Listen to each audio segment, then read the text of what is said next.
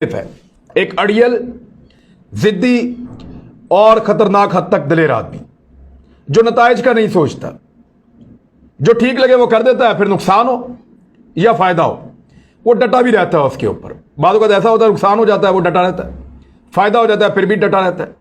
तो मुख्तलिफ आदमी है जो हार नहीं मानता। और शायद इंसानों की गलतियों में या जराइम में या उसकी डिक्शनरी में जो सबसे बड़ा जुर्म है वो भी यही है कि कोई हार मान जाए।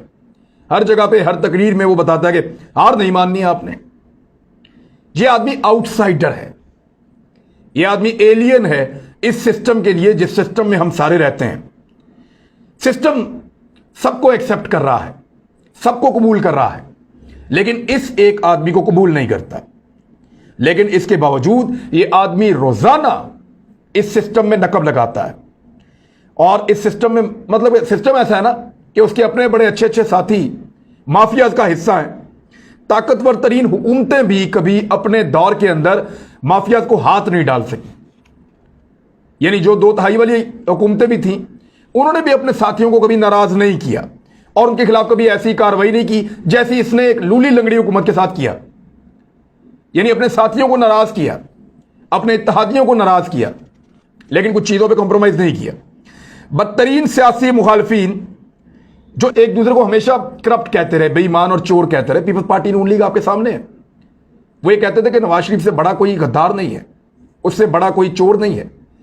वो तो एक ऐसा पंजाब बनाना चाहता है कि इंडियन पंजाब और पाकिस्तानी पंजाब इकट्ठा हो जाए। वो तो सौदेबाजी कर रहा है और बड़ी सिस्टमैटिक करप्शन करता है।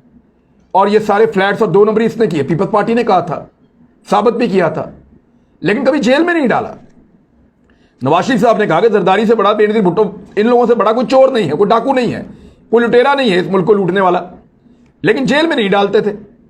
एक दूसरे को करप्ट कहते थे, साबित करते थे, जेलों में नहीं डालते थे। लेकिन ये एक आदमी बाहर से आया, इसने दोनों को मिलकर जेल में डाल दिया, दोनों के साथ कॉम्प्रोमाइज नहीं किया। यानी तारीख का सबसे बड़ा अपोजिशन का जो अलायंस बना वो इस आदमी के खिलाफ बना है और फिर भी वो इसके खिलाफ कुछ नहीं बिगाड़ पाया। यानी 11 जमातें थी उस अलायंस के अंदर और 2 वो जमातें जो दोनों बार बार उनके वज़ीर आज़म रहे हैं पाकिस्तान में। एक के जुल्फिकार जी भुट्टो साहब के दौर से, 3 मरतबा पीपल्स पार्टी की बाद में हुकूमत आई, 3 मरतबा मियां नवाज शरीफ पाकिस्तान के वज़ीर आज़म रहे और एक दफा पहले वज़ीर आला भी रह चुके हैं। तो जो बार बार इक्तदार में आने वाली 2 बहुत तगड़ी जमातें थी जिनके बगैर इक्तदार का तसव्वुर नहीं हो सकता था, उन दोनों ने 11 जमातों को मिला के साथ एक बहुत बड़ा अपोजिशन का अलायंस बनाया। लेकिन उसने कहा मैं NRO नहीं दूंगा और ये अलायंस उसका कुछ नहीं बिगाड़ सका। मुख्तलिफ आदमी था, पूरी काबीना ने उसको डराया, मीडिया ने उसको डराया, उसके साथियों ने उसको डराया, सब ने कहा कि ये सारे मिलकर तुझे खा जाएंगे। वो घबराया नहीं इनसे, उसने इनका मुकाबला किया और वो निकल गया। आज अगर मैं प्लस और माइनस करूं तो अपोजिशन के पल्ले कुछ नजर ही नहीं आता। वो अपोजिशन कर ही नहीं पा रहे, वो सिर्फ हर बात का जवाब दे रहे हैं, वो अटैकिंग मोड में आ ही नहीं पाते, वो इसके ऊपर चढ़ाई कर ही नहीं पाते, वो इसको दीवार के साथ लगा ही नहीं पाते क्योंकि ये दीवार के साथ लगने को तैयार ही नहीं है। तो मुख्तलिफ आदमी है, ये एक फर्क है। मैं अभी और साबित करता हूं। लोगों ने इसको यहां तक डराया कि इसकी हुकूमत गिर जाएगी, वो नहीं माना। ऐसा लगता है कि ना अपना ख्याल है ना किसी और का ख्याल है और एक ही धुन सर पे सवार है कि जो मुझे ठीक लगता है मैंने वो करना है। यानी पाकिस्तान के हुक्मरान हमेशा जो मगरबी ताकतें हैं उनको अपने ऊपर हावी समझते रहे, हमेशा उन्हें आदत पड़ गई है। यानी हमारे हुक्मरान तबके को आदत पड़ गई है कि जो मगरबी ममालिक, अमेरिका, यूरोप, वो जो कहेंगे वो हमने करना है, आंखें बंद करके करना है।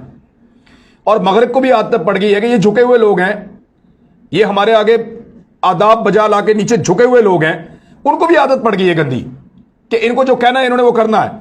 फिर एक दिन अचानक आपको आवाज आती है एब्सोल्युटली नॉट। सारे अक्का बक्का, मीडिया परेशान, दानिश्वर परेशान, सियासतदान परेशान, जो पॉलिटिकल लीडर्स हैं वो बड़े खुश। उन्होंने कहा भी अब ये गया, अब ये उड़ गया, क्योंकि किसी को ये कॉन्फिडेंस ही नहीं था कि अमेरिका को एब्सोल्युटली नॉट कहने के बाद कोई आदमी पाकिस्तान में इक्तदार के ऊपर बैठा रह सकता है। ये वो कह ही नहीं पा रहे थे। मादी के हुक्मरान कभी भी इसराइल के ऊपर सवाल ही नहीं पूछने देते थे। इंटरव्यू से पहले तय करते थे कि इसराइल के बारे में बात नहीं पूछनी आपने हमसे, हम कैसे कहें कि हम तस्लीम नहीं कर सकते, इससे बबांगे धोल का मैं नहीं करूंगा। फिर बोलता है एब्सोल्युटली नॉट। सारे कह रहे थे कि ये गया, अब तो ये फारिग हो गया, इसके नताइज ये भुगतेगा। लेकिन 2 महीने के अंदर साबित हुआ कि जो इसने किया वो ठीक था, जो इसने किया वो बेहतर था और नताइज इसके हक में निकले।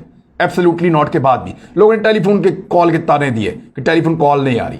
किस मुंह से कॉल करेगा जो बाइडेन? जंग हारे हुए सदर को फोन करना बहुत मुश्किल होता है, वो अमेरिकन को फेस नहीं कर पा रहा। उस इमरान खान को कैसे फेस करेगा जिसने 10 साल पहले उसको कहा था कि जो बाइडेन यहां से निकल जाओ इज्जत के साथ, आज बेहतर रहोगे, अगर मेरी बात नहीं मानोगे तो 10 साल के बाद निकलोगे और जलील होकर निकलोगे।